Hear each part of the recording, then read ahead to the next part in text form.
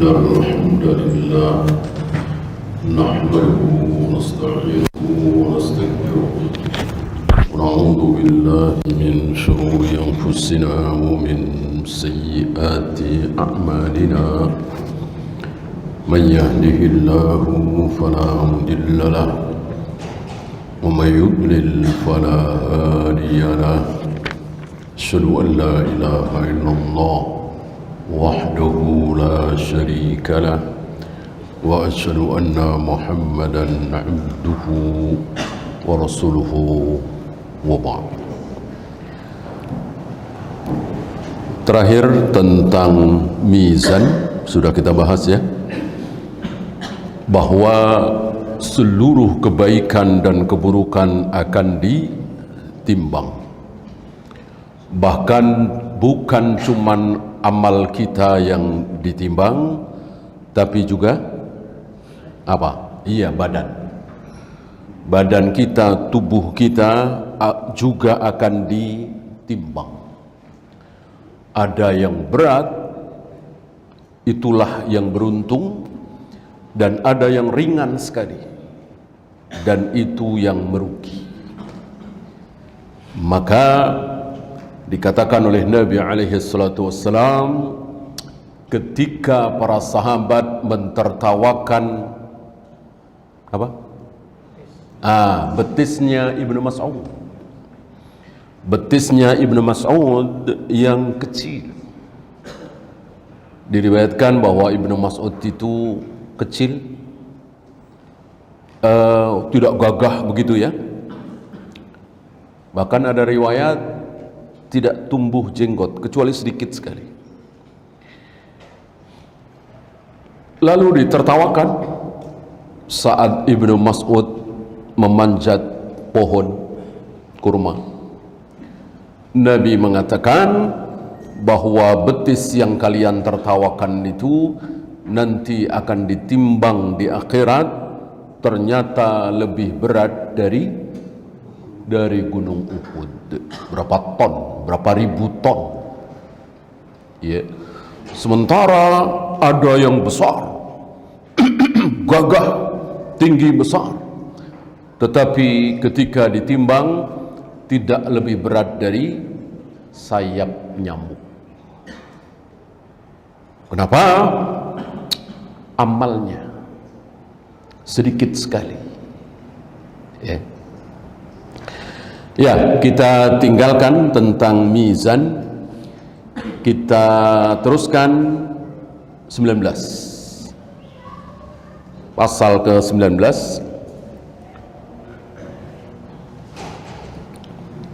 Wal imanu bi'adzabil qabr. Beriman meyakini adanya azab kubur. Wa munkarun wa nakir. Serta beriman terhadap adanya mungkar dan nakir. Siapa? Mungkar, nakir siapa? Iya, malaikat. Satu apa dua? Dua malaikat. Ini nama-nama malaikat yang sahih. Jibril, Mikail, Malik, Munkar, Nakir. Hanya 5 ini yang sahih. Adapun Ridwan tidak berdasarkan riwayat sahih. Raqib, Atid, sebetulnya Raqib dan Atid itu disebut dalam Al-Quran, tetapi bukan nama malaikat, tapi sifat dari malaikat pencatat itu. Sifatnya adalah Raqib dan Atid, selalu menjaga, selalu mengawasi, tidak pernah lengah. Itu sifat dari malaikat pencatat, bukan nama dari malaikat. Waladaihi raqibun atid ya. Adapun yang betul-betul sahih ini ya. Israfil ada perselisihan tentang kesahihan riwayat. Adapun Israel jelas tidak sahih. Israel tidak, nama Israel tidak ada di Al-Quran, tidak ada di Sunnah. Nama Israel hanya ada di Al-Ahdul Qadim, Al-Ahdul Jadid, perjanjian lama, perjanjian baru, Injil, yang tentu bisa benar dan bisa salah. Oleh karena itu para ulama Ahlus Sunnah, Ahlul Hadis tidak mau menyebut kata istilah Israel. Karena yang warid di beberapa riwayat hadis, ketika Nabi menyebut tentang malaikat pencabut nyawa yang keluar yang keluar dari lisan Nabi adalah istilah apa? Malakul maut, malaikat maut, bukan Israel. Ya. Dan ini hal yang gaib. Ketika seseorang mati, maka didatangi oleh dua utusan Allah, Munkar Nakir. Ada berapa jumlahnya? Dua. Munkar dan Nakir. Gitu. Bukan munkarnya ada 1 juta, nakirnya ada 1 juta. Buat persiapan nanti kalau ada yang mati bareng, nggak usah ngantri, gitu. Misalnya, taruhlah saudara-saudara kita di Gaza sana dibom oleh bangsa al-Maghdubi alaihim, bangsa terkutuk, terlaknat al-Yahud. Dalam 1 detik meninggal 3.000 orang, misalnya, dikubur bareng.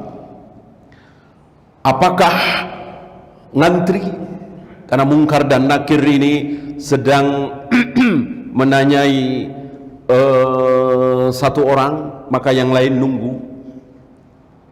Al-jawab tidak. Kalau manusia, iya.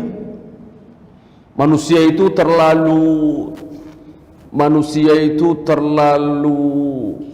terbelakang, terlalu mundur ke belakang, terlalu, istilah kita, terlalu jadul. Teknologi kehidupan manusia itu terlalu jadul. Adapun malaikat terlalu maju, terlalu ke depan, terlalu modern, istilah kita. Ya. Maka kalau menurut logika kita, malaikat cuma 2, bertanyanya bareng, sementara yang mati sekaligus ada 5.000 orang.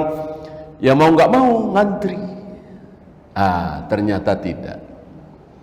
Malaikat pencabut nyawa 1, malaikat penjaga gunung 1, Jibril 1, Mikail 1.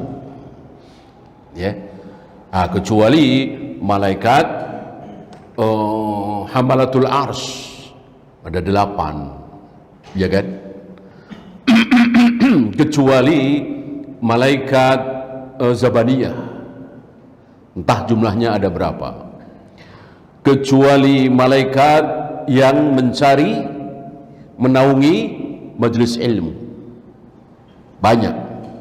Ya. Adapun Jibril, Mikail, Munkar, Nakir, Malik 1. Ya. Dan tidak bingung bagi malaikat maut untuk mencabut nyawa, walaupun dalam menit yang sama, detik yang sama, mencabut ribuan bahkan jutaan manusia. Tidak ribet, tidak bingung. Kalau kita bingung, jangankan melakukan, membayangkan saja kita bingung gimana caranya. Itulah kita manusia, terlalu terbelakang, jauh dari kata modern kalau dibandingkan dengan ilmunya para malaikat.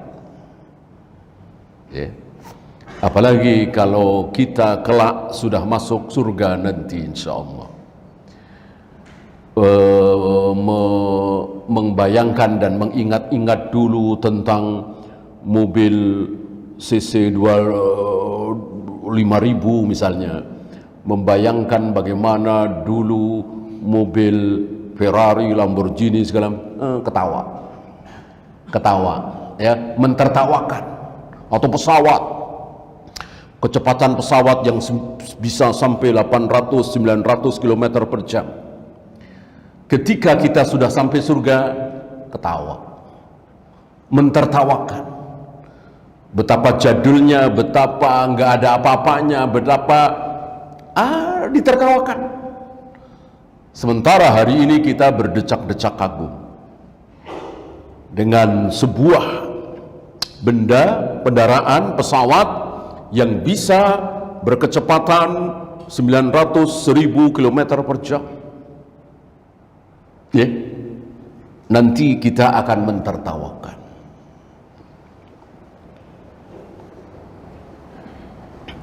Lebih tertawa daripada kita sekarang sering kita mentertawakan diri kita sendiri saat dulu kita masih TK, umur 4 tahun, 3 tahun, marah, guling-guling hanya karena rebutan mainan.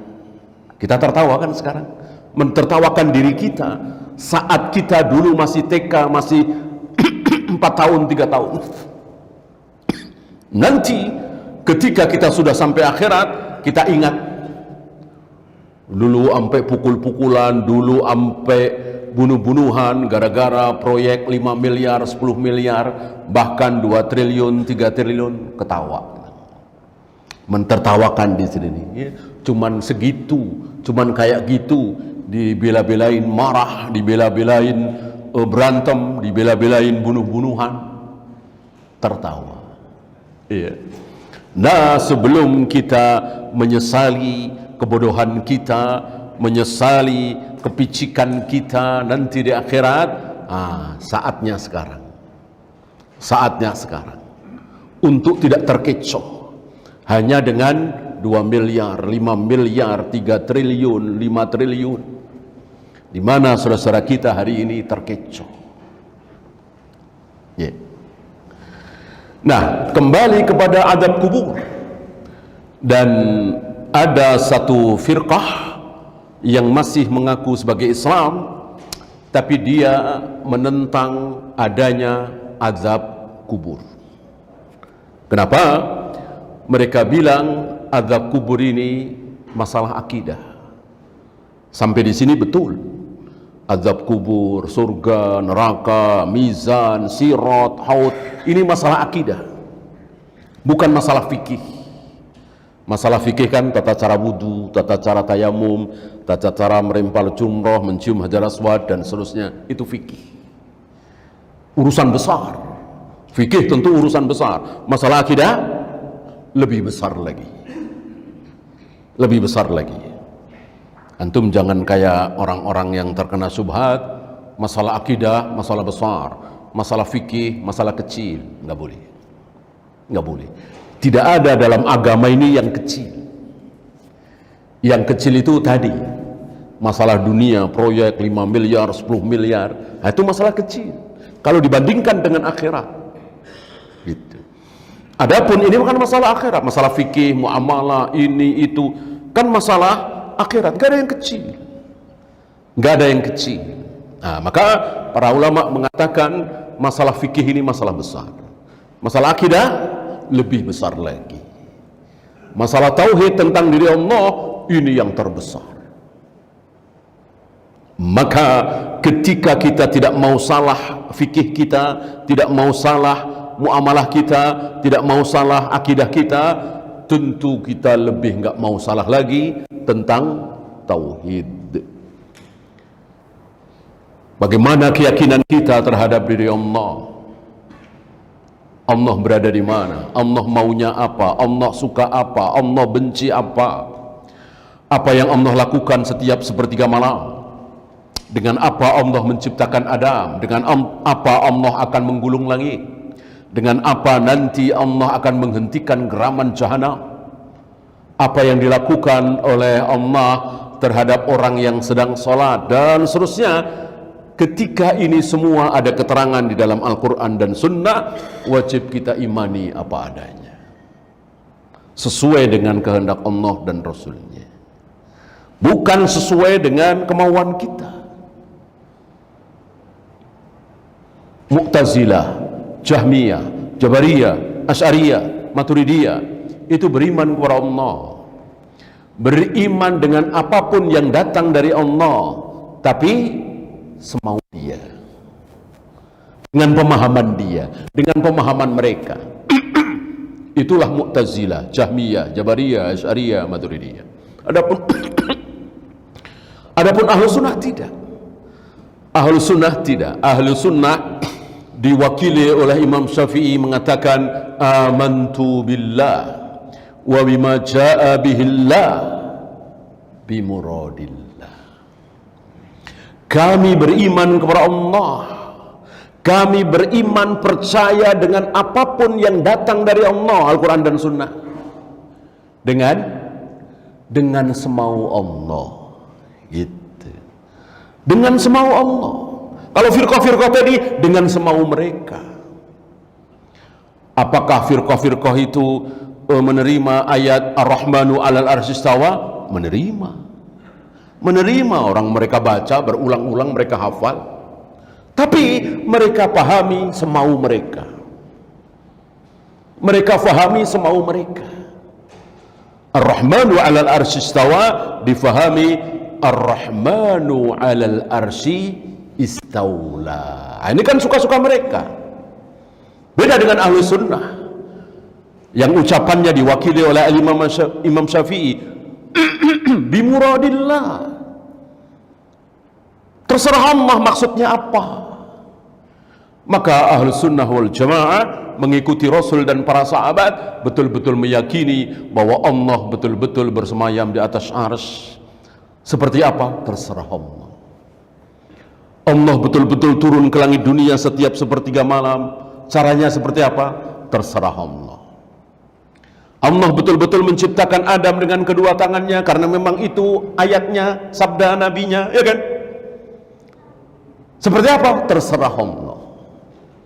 Beda dengan Mu'tazilah, Jahmiyah, Jabariyah, Asy'ariyah, Maturidiyah, diputar-putar sesuka mereka. Kalau Allah betul-betul turun ke langit dunia setiap sepertiga malam, berarti Allah begini-begini. Kan nggak benar kalau Allah begini-begini sama dengan makhluk. Maka yang dimaksud turun itu yang turun rahmatnya, gitu kan? Semau mereka. Adapun Rasul dan para sahabat diikuti oleh Ahlus Sunnah as-salaf, menyerahkan kepada Allah maksudnya apa. Pokoknya Allah betul-betul turun ke langit dunia setiap sepertiga malam. Allah betul-betul menghadapkan wajahnya ke wajah orang yang sedang sholat, dan seterusnya, termasuk azab kubur ini. Dengan akal kita, dengan logika kita, barangkali kita tidak bisa memahami bagaimana ribuan mayat dalam sekaligus di detik yang sama disiksa hanya oleh dua malaikat bernama Munkar dan Nakir, ya. Nah, ini masalah keimanan. Sekali lagi, akal kita, logika kita itu terlalu jadul, terlalu terbelakang dibanding dengan dunia malaikat, alam malakut. Maka yang bisa kita lakukan hanya sami'na wa ata'na. Sama ketika kita baru saja kuliah fakultas kedokteran misalnya semester pertama, sama senior kita yang sudah semester 9, 8 ya, disuruh begini, ngikut saja. Atau anak TK diajarin oleh abangnya yang sudah SMP, ya tentu ngikut saja, ya kan? Karena akalnya belum sampai. Padahal itu sama-sama manusia, satu alam. Apalagi ini manusia, ini malaikat, sudah beda, ya. Bahan dasarnya saja sudah beda. Satu dari tanah, satu dari cahaya, kan jauh sekali, jauh sekali. Membayangkan saja kita nggak sanggup. Cahaya itu kan nggak ada bendanya. Masa bisa dipakai oleh Allah untuk menciptakan sesuatu yang ada bendanya, yaitu malaikat? Nggak kebayang kan kita? Memang nggak kebayang. Berbicara tentang Allah, malaikat, surga, neraka, hanya satu: iman. Akal logika nggak bisa nyambung. Ya. Ya, saya awali karena ini tentang kematian. Saya awali dengan sebelum mati. Ya. Yang sahih tentunya. Yang tidak sahih sering kita dengar bahwa orang kalau mau mati itu 40 hari sebelumnya ada perasaan begini. Maka kadang-kadang dia mengucapkan hal-hal yang agak aneh kepada anaknya, kepada adiknya, kepada teman-temannya, kepada tetangganya. Aku pengen pulang misalnya, ya. Aku akan kembali misalnya, ya. Kenapa? Karena dia sudah berasa, katanya. Ini dusta, ini kadzab, ini bohong, ya. Tidak berdasarkan riwayat sahih satupun. Kalau ini benar, tentu tidak ada manusia yang mati mendadak, ya kan? Tentu tidak ada manusia yang su'ul khatimah, terutama kaum muslimin. Kalau ini betul, maka ketika datang tanda-tanda seperti itu, sudah. Sholat, baca Al-Quran, zikir, wirid, punya duit sedekah, berbuat baik, minta maaf sana sini.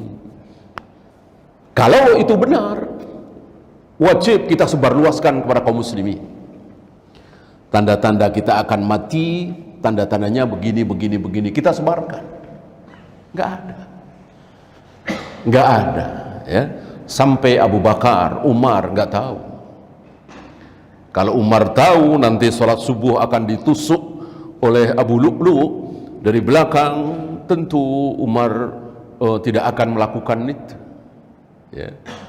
Tentu Umar perintahkan kepada para sahabat untuk menjaganya. Ini menunjukkan Umar nggak tahu, sama sekali nggak ada tanda-tanda, ya. Adapun para nabi, para rasul betul tahu itu kan beberapa saat sebelumnya, bukan beberapa tahun sebelumnya, kecuali tanda. Kalau tanda ada, ya.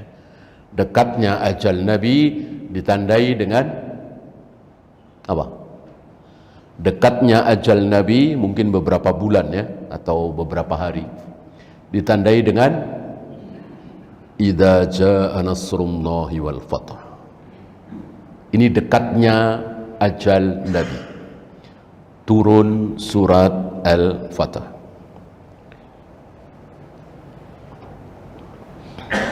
Adapun kita bukan rasul, nggak ada tanda-tanda itu, nggak ada. Kecuali tanda-tanda fisik. Jantung sudah melemah, paru-paru sudah tidak berfungsi, ginjal sudah tidak berfungsi, ya sudah. Bergerak saja sulit, ya sudah, pasrah. Tanda-tanda fisik, ya. Dokter sudah angkat tangan, sudah tidak ada yang bisa dilakukan.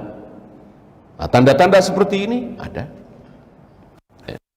Dan boleh bagi dokter mengatakan tidak ada harapan, kita tunggu saja. Boleh mengambil dalil dari seorang dokter, seorang tabib yang melihat keadaan Umar setelah Umar ditusuk dari belakang itu oleh Abu Lu'lu itu. Nah, Umar diberi susu, kan ususnya keluar tuh. Umar diminumin susu. Susu itu keluar dari ususnya.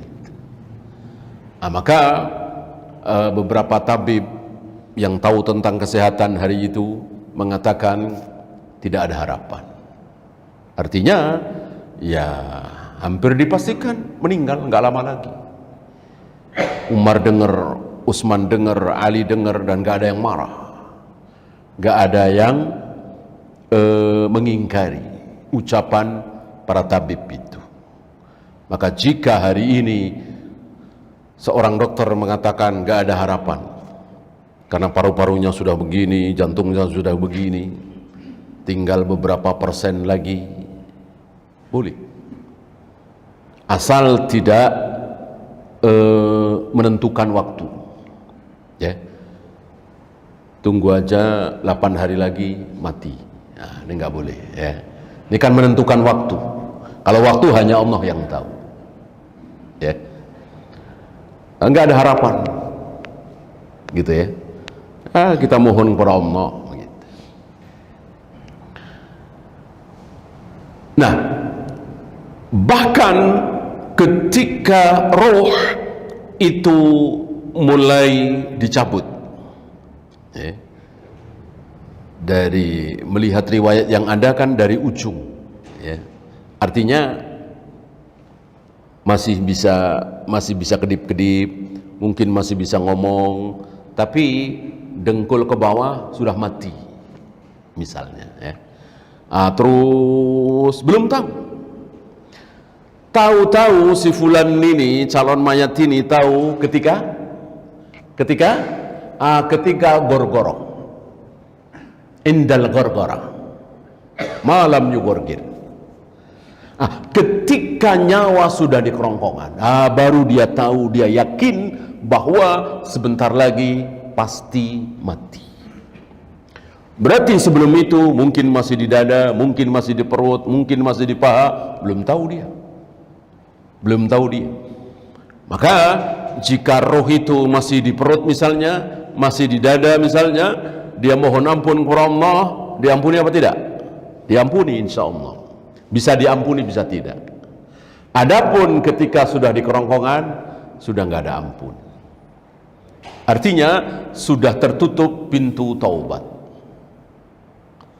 Ada berapa keadaan pintu taubat itu tertutup? Ada berapa keadaan pintu taubat itu tertutup? Ada dua. Satu, ketika nyawa di kerongkongan tadi, mau nangis darah, nangis nanah, nggak akan diterima. Kalau detik itu baru taubat, gitu. Kalau taubatnya itu sebelumnya, ya insya Allah. Kalau detik itu baru taubat, nggak akan diterima. Indal gorgoro. Dan detik itu kita semua pasti tahu, pasti yakin bahwa sebentar lagi akan mati. Ya. Itu keadaan pertama. Keadaan kedua, kapan tobat kita tidak diterima? Hatta tatlu asyamsu min maghribiha. Ketika matahari sudah terbit dari barat. Ketika nanti matahari terbit dari barat, selesai. Mohon ampun kepada Allah tidak akan diampuni. Ya. Salat tidak akan diterima, puasa tidak akan diterima, kecuali sebelum matahari terbit dari barat dia sudah salat, sudah puasa. Gitu lah. Tetap diterima. Maksudnya taubatnya. Baru sholat setelah matahari terbit dari barat, baru puasa setelah matahari terbit dari barat, tidak diterima. Itulah dua keadaan di mana taubat tidak diterima. Adakah keadaan ketiga? Adakah keadaan ketiga? Jawabnya tidak ada. Tidak ada. Sering kita dibohongi oleh sebagian orang. Kalau sudah tobat nih, balik lagi, maksiat lagi, lalu tobat lagi, nggak akan diterima. Betulkah? Tidak betul. Taubat tidak diterima cuma dua keadaan tadi, indal gorgora, dan satu lagi hatta tatlu asyamsu min maghribiha. Maka di luar itu tetap diterima. Ya. Masuk Islam, kafir lagi, masuk Islam lagi, kafir lagi, masuk Islam lagi, kafir lagi. Allah menerima. Nggak ada ketentuan. Kalau sudah lebih dari 3 kali Allah nggak terima. Kalau sudah lebih dari 7 kali Allah nggak terima. Tidak ada. Tidak ada. Ya. Allah tidak pernah bosan menerima taubat hambanya. Sampai si hamba itu sendiri yang bosan. Ya. Salah satu sifat yang tidak ada pada diri Allah adalah bosan. Ya. Sementara sifat itu ada pada diri kita semua. Bosan. Kita sering bosan kan? Dia lagi. Ya, minta maaf lagi, minta maaf lagi. Bosan itu. Allah enggak. Mau kita taubat lagi, maksiat lagi, taubat lagi, maksiat lagi, sampai belasan kali, puluhan kali, bahkan ratusan kali, Allah tidak pernah bosan. Justru kita sendiri yang bosan. Nah, ketika nyawa itu lepas dari badannya, jadi badannya tinggal jasad tanpa roh, maka kadang-kadang roh itu keluar diikuti pandangan. Innal mayyita innar ruha idza qubida tabi'ahul basar. Kata Nabi, roh itu ketika tercabut keluar dari jasad itu kadang diikuti oleh pandangan mata.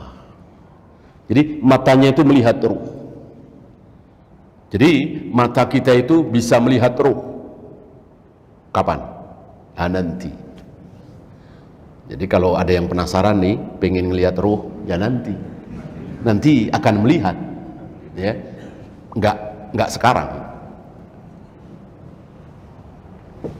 Ini disabdakan oleh Nabi alaihi salatu wassalam ketika ada seorang sahabat meninggal dan matanya terbelalak.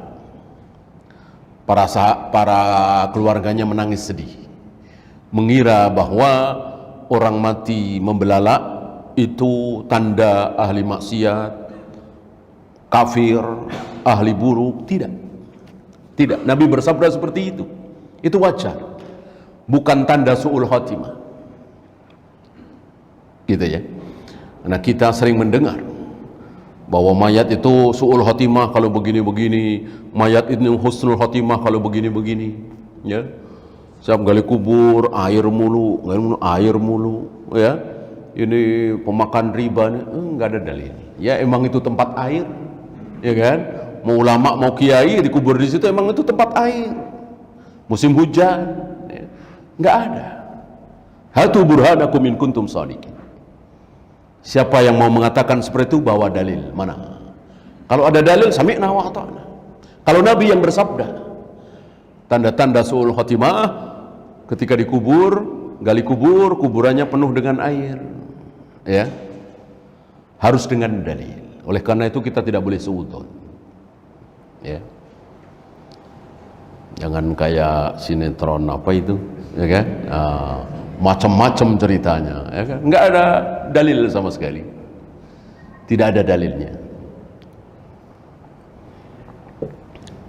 Lihat sahabat Nabi, ada yang cari kain kafannya sulit dalam perang Uhud, ya kan? Ada kain kafan sedikit, terlalu pendek, ditarik ke bawah kepalanya kelihatan, ditarik ke atas kakinya kelihatan, ya. Apa kita katakan sahabat Nabi ini Mus'ab bin Umair su'ul khotimah? Sombong sekali kita. Ini sahabat Nabi, masuk dalam keumuman At-Taubah ayat 100, radhiyallahu anhum wa radu'an wa adda lahum jannat. Allah ridho kepada mereka, mereka ridho kepada Allah. Allah jamin mereka semua masuk surga. Sementara kain kafannya kurang, maka Nabi mengatakan tarik ke atas, lalu kakinya yang kelihatan itu tutup dengan rumput izkhir, ya. Nah kemudian ruh itu ketika keluar dari jasad terus ke atas, terus dibawa ke atas, ya. Setelah roh itu dimasukkan, antum tahu bahwa ketika malaikat maut mencabut nyawa, di situ pasti ada yang nungguin. Siapa yang nungguin? Satu malaikat, entah namanya tidak disebut, ya. Malaikat ini membawa kain dan hanut semacam olesan balsem gitu, ya, dari surga atau dari neraka, tergantung si mayat ini. Kalau si mayat ini beriman, ahli taat, maka yang dibawa adalah kain kafan dari surga dan hanud dari surga. Lalu dimasukkan. Begitu roh itu keluar dari jasad, tidak dibiarkan sedetik pun, langsung diolesi, kemudian dimasukkan ke dalam kain kafan dari surga, lalu dibawa ke atas. Setiap kali melewati malaikat yang dilewati itu selalu bertanya, roh siapa ini? Wangi sekali. Dijawab, rohnya Fulan bin Fulan. Terus ke atas, dan diizinkan untuk melewati langit pertama, langit kedua, ketiga, dan seterusnya. Berbeda ketika mayat ini orang kafir, ahli maksiat. Orang kafir pasti ahli maksiat, nggak ada orang kafir yang bukan ahli maksiat. Maka ketika keluar dari jasad, langsung diolesi dengan hanud dari neraka dan dimasukkan ke dalam kain kafan dari neraka dan dibawa ke atas. Setiap kali melewati malaikat, para malaikat yang dilewati bertanya, ini roh siapa?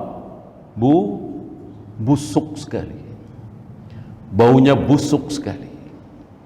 Dijawab Fulan bin Fulan. Terus ke atas, lalu tidak diizinkan ke atas, lalu dibantingkan ke bawah, ya, dan kembali ke jasadnya untuk disiksa, ya. Maka ada siksa kubur, ya. Tentang pertanyaan kubur, insyaallah antum tahu, man rabbuka wa man nabiyuka wa ma dinuka. Ada 3 pertanyaan ini, ya. Kita sering mendengar tambahan menjadi 4, menjadi 5, ya. Man rabbuka, siapa Tuhanmu, siapa nabimu, apa agamamu. Ini yang keterangan dari Nabi. Suka ditambah-tambah, ya. Siapa imammu, gitu. Ini tidak ada, ya. Saya pernah dengar orang mengatakan siapa imammu, maka harus dijawab antara 4 itu. Imam Syafi'i, Imam Hambali, Imam Hanafi, Imam Maliki. Ini dusta, ini kadzab, nggak ada. Apa madhabmu, ya? Tidak ada. Atau imam kami adalah Al-Quran, tidak ada.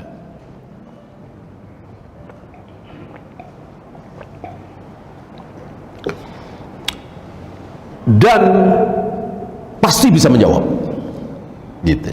Pasti bisa menjawab kalau dia beriman, kalau dia bertauhid, kalau dia bukan orang musyrik, tidak berbuat syirik, pasti bisa menjawab, gitu. Walaupun dia tidak faham bahasa Arab, kan pertanyaan itu bahasa Arab. Man rabbuka wa man nabiyuka wa ma dinuka, itu kan jelas bahasa Arab, ya. Karena Nabi mengatakan seperti itu. Nabi nggak bilang pertanyaan ini bisa macam-macam, tergantung orangnya. Kalau orang Parsi, maka nakir akan bertanya dengan bahasa Parsi. Nabi nggak bilang begitu. Kalau orang Romawi, maka mungkar nakir akan bertanya dalam bahasa Romawi. Enggak. Jadi mau Parsi, mau Romawi, mau Islam, mau Arab, mau Ajam, mau manapun, pertanyaannya adalah dengan bahasa Arab. Dan kita dibikin oleh Allah faham bahasa Arab, bisa bahasa Arab untuk berkomunikasi, ya. Maka kita belajar bahasa Arab bukan supaya bisa jawab pertanyaan mungkar nakir, bukan. Kita belajar bahasa Arab ya untuk di dunia ini. Untuk di akhirat udah otomatis bisa. Orang kafir manapun akan bisa bahasa Arab nanti, ya.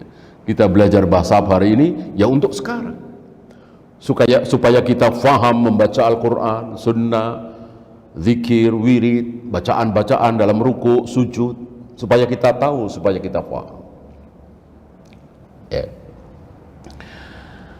Jika seorang muslim yang beriman dan dia bisa menjawab pertanyaan itu, maka selesai. ditidurkan. Wa fi riwayatin berada di genggaman tangan Allah sampai hari kiamat. Ya. Adapun yang tidak sanggup menjawab pertanyaan itu, maka dipukul antara dua telinganya. Ya, di sini. Dan dia menjerit kesakitan. Dan jeritan itu didengar oleh siapapun yang ada di situ kecuali manusia dan jin. Ya, silakan adzan dulu. Wassallallahu ala Muhammadin sallallahu alaihi wasallam. Wa akhiru da'wana alhamdulillahi rabbil alamin. Alhamdulillah, salatu wassalamu ala rasulillah, la hawla wa la quwwata illa billah, wa ba'd. Kita lanjutkan sedikit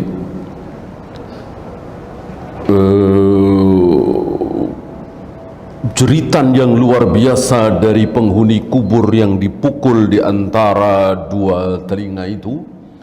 Dan seandainya pukulan itu ditimpakan ke Gunung Uhud, maka Gunung Uhud itu akan hancur. Kayak apa sakitnya? Maka dia menjerit histeris luar biasa. Dan didengar oleh siapapun yang ada di situ kecuali as-saqalain, kecuali manusia dan jin. Ya. Dan terhadap berita-berita gaib seperti ini, kita cuma disuruh beriman, percaya berdasarkan riwayat sahih. Tidak perlu membuktikan. Tidak perlu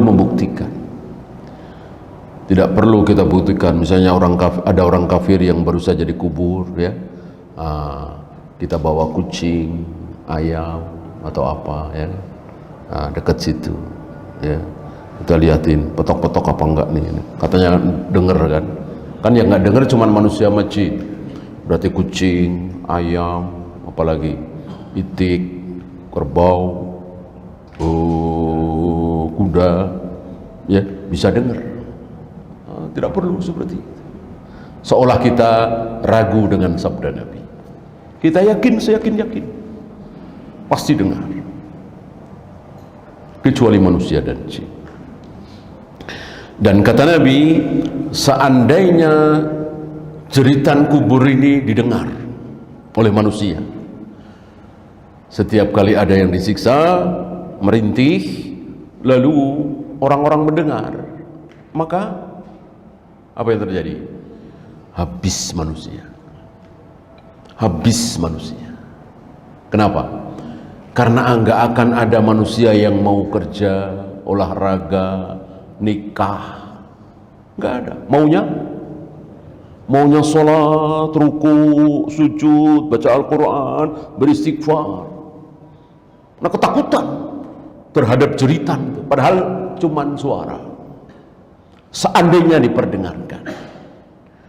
Oleh karena itu, kalau Allah mau bikin kaum muslimin ini baik semua, sholat semua, takut semua terhadap Allah, semuanya menjauhi maksiat, mudah bagi Allah. Nggak usah pakai nabi, rasul, dai, para ulama, udah perdengarkan saja siksa kubur itu, orang akan baik semua. Tapi Allah nggak mau. Allah tidak mau seperti itu. Allah tidak mau kita semua taat kepada Allah, menjauhi maksiat, itu karena hal-hal seperti itu. Allah nggak mau. Allah maunya kita takut kepada Allah, kita taat kepada Allah, cukup dengan membaca Al-Quran dan Sunnah. Nggak perlu dengan cara-cara seperti itu. Ya, lihat Bani Israel, al-Yahud, kurang apa? Ya, melihat mukjizat Nabi Musa, Nabi Harun, Nabi Yahya, Nabi Zakaria, kurang apa? Tapi karena memang dasar kafir, dicap kafir, ya tetap saja seperti itu. Ya. Bahkan menakjubkan sekali ketika orang-orang kafir disiksa di neraka.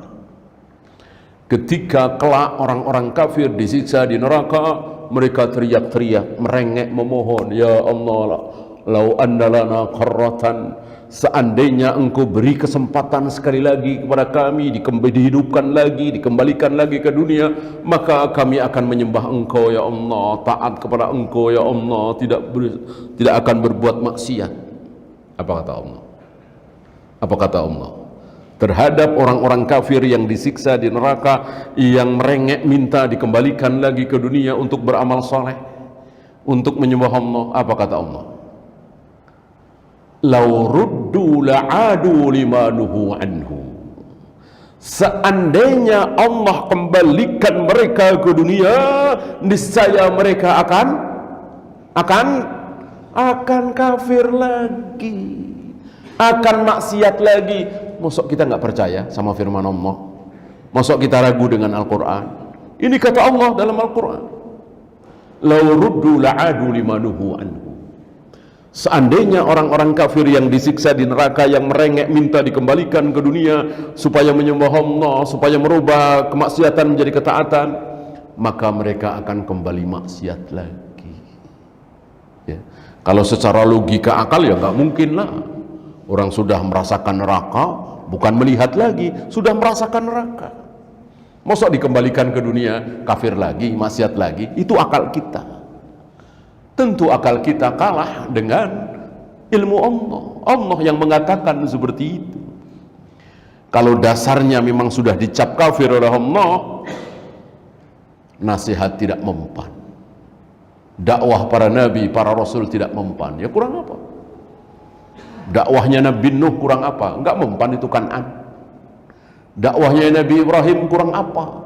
Fasihnya, bagusnya, sopannya dan seterusnya. Enggak mempan itu Azar, ayahnya. Begitu pula dakwahnya Nabi Lut, enggak mempan buat istrinya. Termasuk Nabi kita Muhammad SAW tidak mempan buat Abu Jahal, Abu Lahab, Abu Thalib. Abu Jahal, Abu Lahab masih mending ya. Artinya memang memusuhi, membenci. Kalau Abu Thalib kan mencintai dan dicintai oleh Nabi SAW. Ya, waktu habis, kita akhiri. Subhanakallahumma bihamdika asyhadu an la ilaha illa anta astaghfiruka wa atubu ilaik. Assalamualaikum warahmatullahi wabarakatuh.